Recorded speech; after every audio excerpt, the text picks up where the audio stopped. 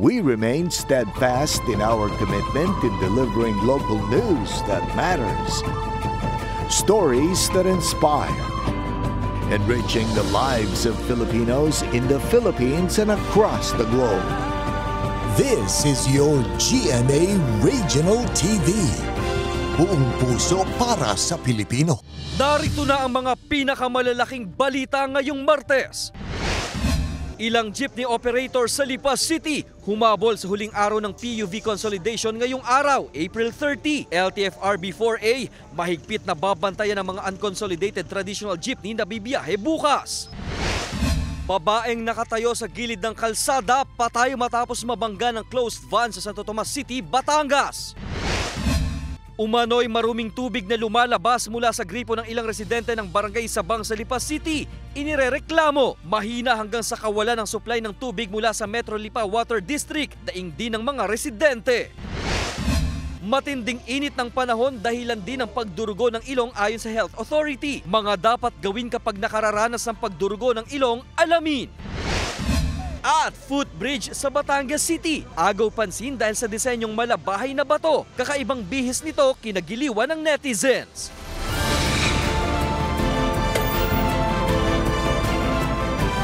Ito ang GMA Regional TV, Balitang Southern Tagalog. Magandang hapon mga kapuso, narito na ang Balitang Southern Tagalog. Hatid namin ang mga pinakamalaki at pinakahuling balita sa Timog Katagalugan. Live mula rito sa GMA Batangas Station, ako po si Ace Medrano. Humabol sa huling araw ng PUV consolidation ngayong April 30 ang ilang jeepney operators sa Lipa City. Para sa detalye, makakasama natin live si Denise Abante. Denise?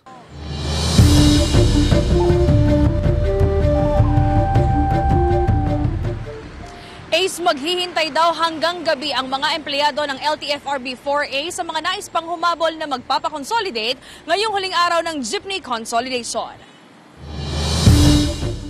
Huling araw na ngayon ng jeepney consolidation o ang pagpapamiyembro sa mga kooperatiba o korporasyon ng mga traditional jeepney operators sa ilalim ng PUV Modernization Program ng gobyerno. Sa tanggapan ng LTFRB-4A sa Lipa City, may pangilan-ngilan pang humahabol.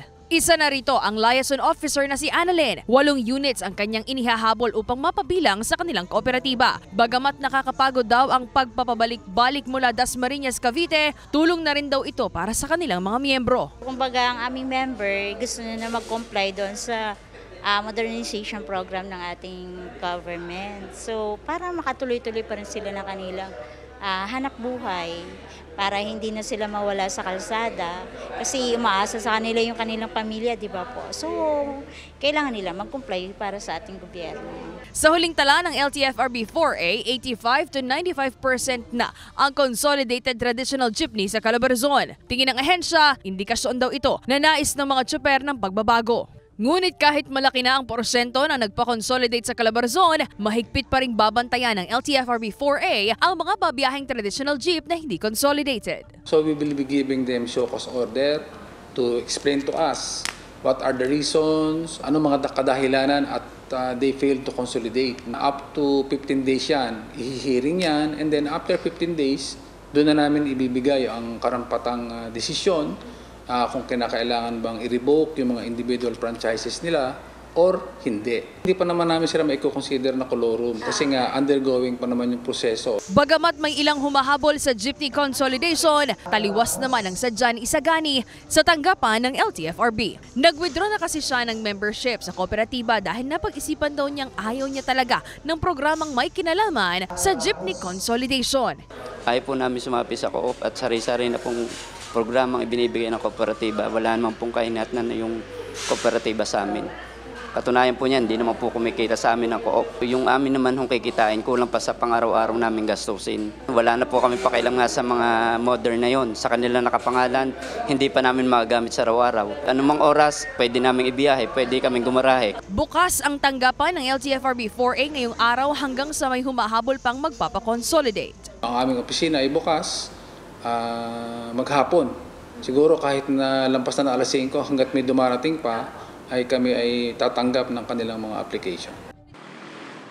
Ace, paulit-ulit namang sinasabi ng LTFRB-4A na mahaba-haba pang proseso ang jeepney phase-out matapos ang jeepney consolidation. Ace? Maraming salamat, Denise Abante.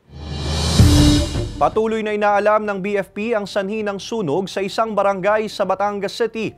Samantala, ang mga residenteng nasunugan hindi muna pinahihintulutang lumapit sa lugar habang nagpapatuloy ang investigasyon. May follow-up report si Paul Hernandez.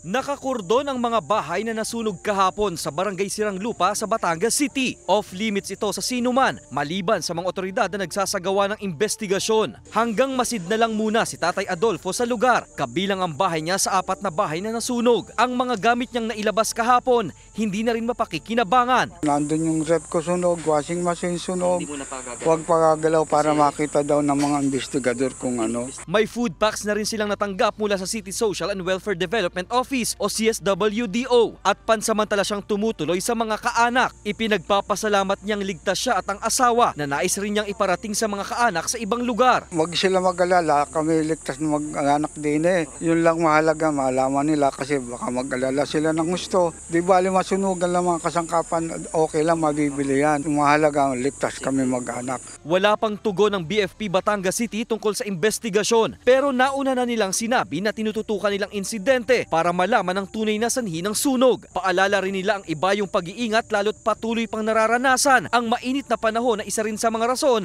sa pagsiklab ng apoy. Kasama si Buhay Adante Jr., Paul Hernandez, Balitang Southern Tagalog. Patay ang babaeng nakatayo sa gilid ng kalsada matapos mabangga ng closed van sa Santo Tomas City, Batangas. Ang isang tindahan damay rin sa aksidente. Tutukan yan sa report ni Denise Abante. Nasawi ang 47 anyos na babaeng residente ng Barangay San Vicente, Santo Tomas City, Batangas matapos mabangga ng isang closed van habang nakatayo lang umano sa gilid ng kalsada pasado alas 5 ng umaga kahapon. Sa investigasyon ng pulisya, patungo sana sa Calamba City, Laguna ang closed van nang mangyari ang aksidente. Nadala pa sa ospital ang biktima ngunit idineklarang dead on arrival ng doktor ayon sa pulisya. Naiuwi na rin daw ang kanyang mga labi sa kanilang tinutuluyan sa Barangay San Vicente. Sinusubukan pa ng GMA Regional TV Balitang Southern Tagalog na makuhanan ng pahayag ang kaanak ng biktima. Ating sasakyan ay hindi naman po gaanong kalumaan pero hindi po ito kumbaga brand new. Ito po ay nangyari dahil po sa yung kung ating driver ay nawala ng control sa kanyang steering mechanism kaya po nagkaroon ng aksidente. Fault po ng driver, yung sasakyan natin ay nasira. Nasira po yung steering mechanism niya. Kahit po yung pedestrian ay nasa tabi na ng karsada, ay ito po ay nabundol po nung sasakyan. Nadamay din ang isang tindahan matapos sumalpok dito ang closed van. Nakatakdang mag-usap ang may-ari ng tindahang nasira at ng driver ng nakabanggang sasakyan. Sinisikapang makuhanan ng pahayag ang may-ari ng tindahan at ang suspect. Atin pong isipin palagi na ang ating sasakyan ay nasa magandang kondisyon, lahat po ay gumagana, lahat po ay maayos. Ganon din po yung ating driver ay dapat po ay nasa maayos din kondisyon sa pagmamaneho. Pag-ibaluhin po natin ang ating pag-iingat. Ang suspect nasa kustodiya na ng Santo Tomas City Police at nahaharap sa kaukulang reklamo. Denise Abante, Balitang Southern Tagalog. Patuloy pa rin na mararanasan ng mainit at malinsangang panahon ngayong araw sa ilang lugar sa Calabarzon at Mimaropa. Base sa forecast ng Pag-asa, kabilang pa rin sa danger level na heat index ang ilang mga lugar sa rehiyon.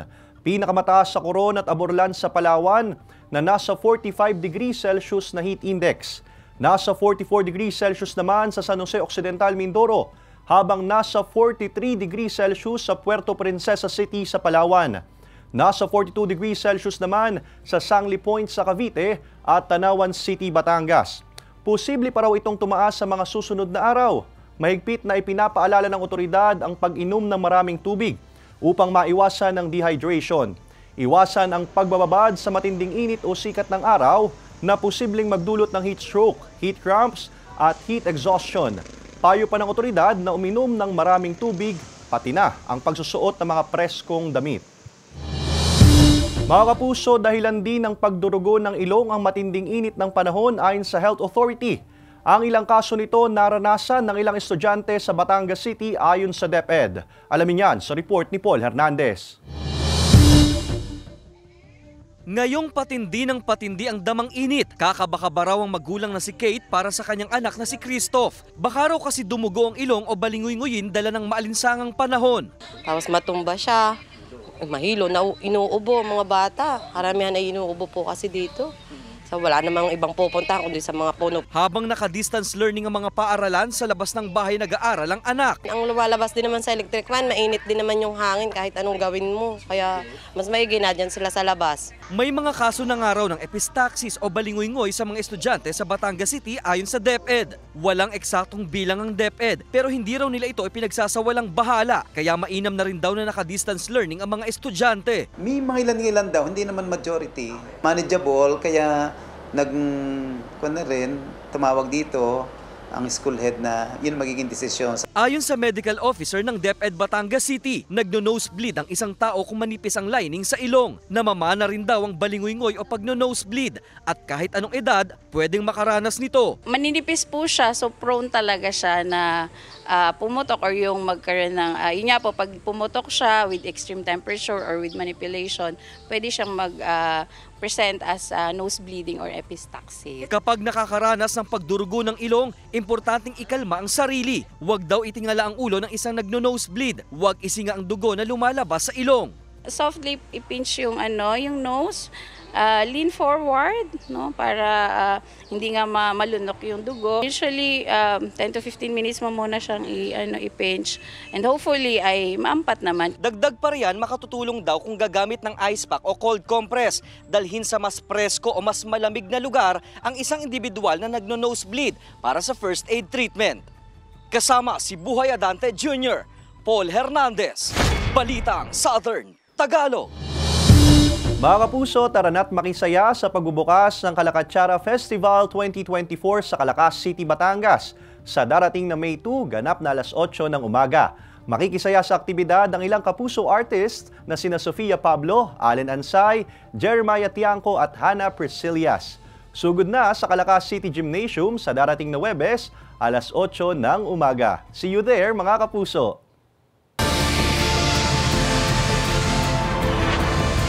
Ito ang GMA Regional TV, Balitang Southern Tagalog.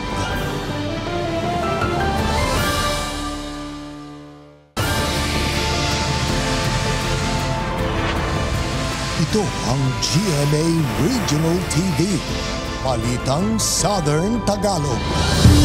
Inirereklamong umano'y maruming tubig na lumalabas mula sa gripo ng ilang residente ng Barangay Sabang sa Lipa City. Ang detalye sa report ni Denise Abante.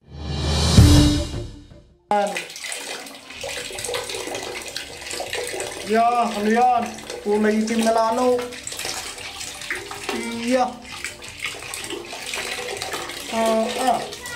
Post yan sa social media ng isang residente mula sa Barangay Balintawak, Lipa City matapos makaranas ng maitim na tubig na lumalabas mula sa kanilang gripo. Sa post, makikitang halos mapuno na ang timba ng kulay itim na tubig. Ganyan din daw ang sitwasyon sa Barangay Sabang sa lungsod pa rin ng Lipa. Kaya binabalot ng telang puti ang gripong ito sa labas ng bahay ni na Francis para salain ang maitim at malabuhanging tubig.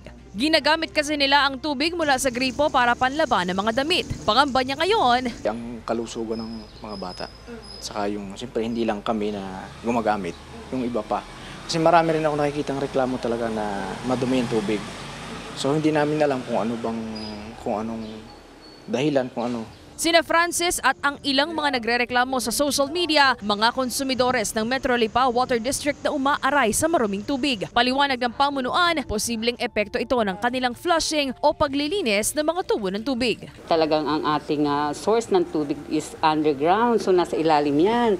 So normal talaga na kapag pinapump mo yung tubig, hindi mo maiwasan na kuminsan sumasama talaga yung verify ng mga buhangin. Ang Metro Lipa Water District naman, lagi namin pinaplushing yung mga linya para nga mapalabas natin yung mga sumasabang mga impurities na yan. Isa pa, yung ginagawa nating water chlorination, so yung chlorine talaga, may reaction yan sa tubig kasi may mga minerals na kasama talaga yung ating tubig na yan. So, ang nagiging niyan, parang nakakaroon mga fine talaga na kuminsan brown, itim. Daing din ng ilan ang paminsang kawalan ng tubig gaya na lamang ng reklamo ng ilang netizens mula sa Barangay Bagong Pook at Barangay Anilaw. Sabi ng Metro Lipa Water District, may 2 linggo na nang mag-abiso sila sa posibleng paghina hanggang sa kawalan ng tubig dahil sa nararanasang matinding init ng panahon. So ngayong tag-init na, ngayon more than a month na hindi umuulan. And dahil nga tayo is underground water source, so talaga naapektuhan yung bukal natin sa ilalim talagang humihina yung yield ng ating mga wells, na mahina yung ating tubig, and dahil nga sa topographic elevation ng ating lugar, ang mas naapektuhan yan yung mga nasa matataas na lugar. Siguro kinukulang na, oo, pero ano naman yan, ma-manage pa rin. Agad daw nilang papupuntahan sa kanilang mga tauhan ang mga apektadong lugar, pero dapat daw na personal na dumulog ang mga konsumidores sa kanilang opisina para sa agarang aksyon. Hinihikayat po natin ng lahat na kung maaari po talaga, magtipid tayo ng tubig and ugaliin po natin na lagi tayong may ipon na tubig para po may magamit tayo in case na magkaroon po tayo ng pansamantalang pagkawala ng ating supply ng tubig sa ating mga gripo. And hinihikayat yung ating mga konsumidores na i-report sa Metro Lipa Water District po yung mga nakikita nilang leak or yung mga tagas sa linya. Kasi yun po, malaki din ang epekto niyan kung bakit tayo ay kuminsan nawawala ng supply ng tubig. Kasama si J.R. Manjares, Denise Abante, Balitang Southern Tagalog. Nangunguna ang Calabarzon Region sa may pinakamaraming bilang ng nagparehistro ayon sa COMELEC. Paalala naman ng komisyon na wag nang hintayin ang deadline sa September 30 bago magparehistro. Alamin yan sa report ni Paul Hernandez. Pumapalo na sa halos 11,000 applications ang naitala ng COMELEC Batangas City nang magsimula ang voter registration nitong Pebrero. Gumagana nga raw ang pagbabara-barangay ng komisyon kaya't nahihikayat ng publiko na magparehistro. Nagkakaroon ng effect yung ating ginawa na satellite sa mga universities and sa office, regular lagi. May effect. But siguro information campaign regarding this thing. Bukod dyan ay dinadala pa nila ang pagpapatala sa mga mall. Nangunguna ang Calabarzon Region sa may pinakamaraming voter registrant sa bansa sa mahigit 439,000 na sinundan ng NCR sa mahigit 357,000. Sumunod ang Central Luzon, Central Visayas at ika-5 Davao Region. Ang bilang na ito patuloy pa raw madaragdagan ayon sa komisyon. Wala naman target. We just encourage you to exercise your right of suffrage or update the same. Gaya na lamang sa Batangas City, may island barangay pa rin daw kasi na nakikita nilang dapat ay napupuntahan din. Nasa plano na raw ito ng COMELEC hanggang September 30 ang voter registration. Kasama si Buhay Adante Jr., Paul Hernandez, Balitang Southern Tagalog. Isinusulong ng Department of Energy ang paggamit ng solar energy. Sa katunayan, ang isang malaking mall sa Santa Rosa City, Laguna, gumagamit ng mahigit 5,700 solar panels para makatipid sa konsumo sa kuryente. Narito ang report ni Hazel Alviar. Dahil sa tumitinding init ng panahon, tumataas din ang demand sa kuryente kaya panawagan ng Department of Energy magtipid sa pagkonsumo. Maaari rin daw gumamit ng solar power bilang alternatibo. Isa ang mall na ito sa Santa Rosa City, Laguna sa mga tumugon dito kung saan gumamit sila ng solar photovoltaic o PV system na nakalagay sa rooftop ng mall. Mayroon itong 5,772 pieces ng solar panels na naka-install sa 21,500 square meters ng expansion building. 15% ng taunang konsumo sa kuryente ng mall o katumbas ng konsumo ng 390 na kabahayan ang umano'y matitipid sa paggamit ng solar PV system. We will still be continuing doing what we are doing to help the community where we are in. So this is also for the future generation. Dumalo ang DNR, DOE at LGU sa paglulunsad ng mall sa paggamit ng solar PV system. Mas naging kapanapanabik pa ang event sa pag-host ni Kapuso Weather Presenter Anjo Portera na suportado rin daw ang mga ganitong aktibidad. It's nice na ako po yung nag-host para sa event na to, and it's nice to know na ang daming initiatives na ginagawa ng private companies towards betterment ng ating environment. Masalo sobrang halata na ang epekto ng climate change sa ating bansa. By harnessing the power of the sun, we not only reduce our reliance on fossil fuels, but also mitigate the emission of greenhouse gases. thereby reducing the adverse effects of climate change. Sa pamamagitan rin daw ng paggamit ng solar power energy, nakatutulong ito upang magkaroon ng sapat na supply ng kuryente ang komunidad. Ang renewable energy, kagaya ng solar PV system, is nakikita natin na energy efficiency solution. Isa siya sa in-identify natin na solution para mas maging energy efficient ang mga private industry. Kasama si Kel Ravaca, Hazel Alviar, Balitang Southern Tagalog. Ilang grupo ng mga kabataan na nagpamalas ng galing sa pagsayaw bilang pagpaparangal kay Santa Catalina de Siena sa isinagawang papuring sayaw at street dancing sa barangay Santa Catalina Sur sa Candelaria, Quezon. Tangan ng imahe ni Santa Catalina at ang krus, masayang umindak ang mga kalahok suot ang makukulay nilang costumes. Ito na ikalawang taon ng papuring sayaw alay sa patrona ng lugar. Bahagi ang aktibidad ng pagdiriwang na ika-32 taong kapistahan ng parokya ni Santa Catalina de Siena kahapon. Pinangunahan naman ni Diocese of Lucena Bishop Melray Uy ang misa konselebrada para sa kapistahan ng Santa.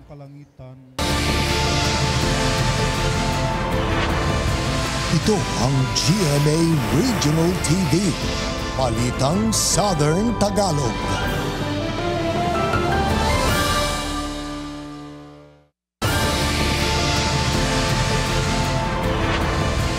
Ito ang GMA Regional TV, Balitang Southern Tagalog.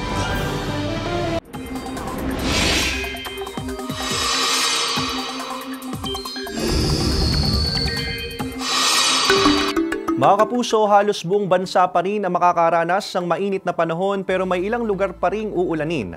Dalawang weather systems pa rin ang iiral at makakaapekto sa bansa, gaya ng Intertropical Convergence Zone o ITCZ at Easterlies.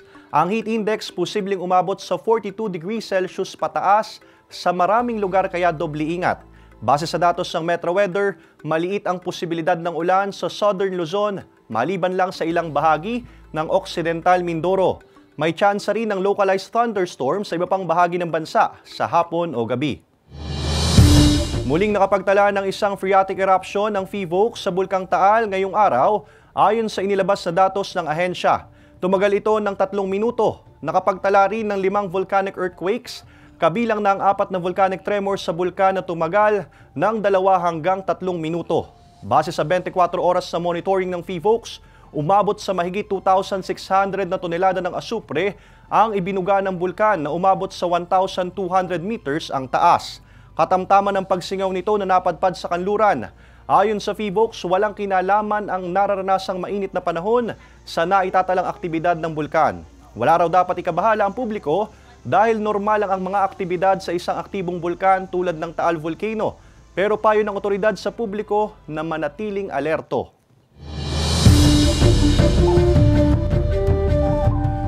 May handog si King of Talk Boy Abunda na TV special ngayong Mother's Day. Samantala emosyonal sina El Villanueva at Derek Monasterio sa finale ng Makiling. Narito ang report ni Hazel Alviar. Magiging extra special ang Mother's Day ngayong taon dahil handog ng Kapuso Network ang isang TV special para sa ating mga ina. Simula sa May 12 ay mapapanood ang My Mother, My Story na pangungunahan ni King of Talk Boy Abunda. Tatalakayin sa programa ang real-life stories ang makilalang celebrities na iikot sa kung paano sila hinubog ng kanilang mga ina. Magkahalong saya at lungkot daw ang nararamdaman ng kapuso couple El Villanueva at Derek Monasterio sa finale ng kanilang serye na Makiling. Tagumpay raw ang kanilang programa dahil sa pagtutulungan ng cast at production crew. Subaybayan ngayong finale week kung saan nga ba hahanto ang paghiganti ni Amira sa Pamilya Terra at sa Crazy 5.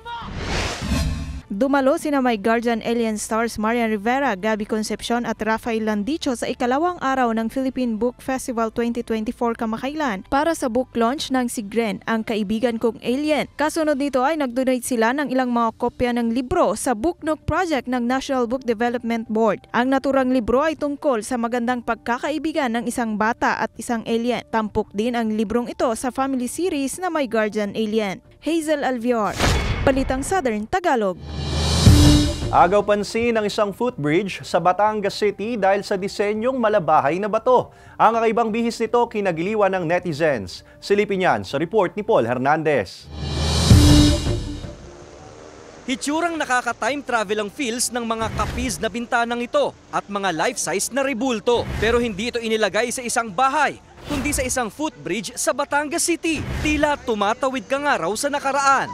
Mas ma-preserve yung cultural heritage na meron tayo dito sa Batangas City. Napaka-unique po niya at nagre-reminisce po siya sa design ng ating mga vintage houses po.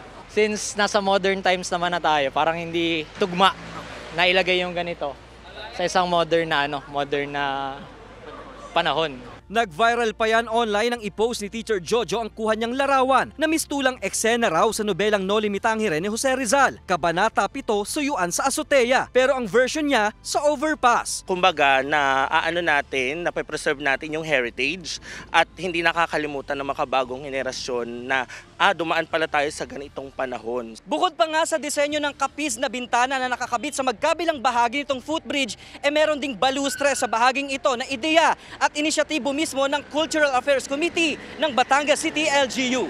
Daan daw para mahikayat pa ang publikong gamitin ng footbridge sa pagtawid. Una muna, para maingganyan natin yung mga tao na gumamit ng overpass, make it interesting. So pagdaan na sa loob, maganda yung makikita na sa loob. It will make the city more interesting and hopefully encourage tourism sa city. Ongoing pa rin daw ang pagde-develop sa malabahay na batong disenyo. Pagpapamalas daw ng mayamang kasaysayan ng lugar bago pa naging isang ganap na lungsod. It's project ng DPWH pero they're owned by the city government. And we coordinated naman with them. And maganda naman. So yung collaboration. Isa lamang daw ito sa iba pang footbridge sa lungsod na bibigyan ng bagong bihis. Kasama si Buhay Adante Jr., Paul Hernandez. Balitang Southern Tagalog.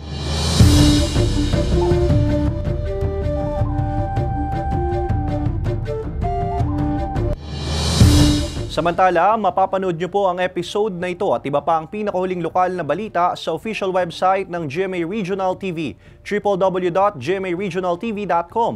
Pwede rin kayong bumisita sa aming official YouTube channel, GMA Regional TV, at i-click ang subscribe button para sa pinakamainit na balita mula sa rehiyon. Dahil sa GMA Regional TV, local news matters.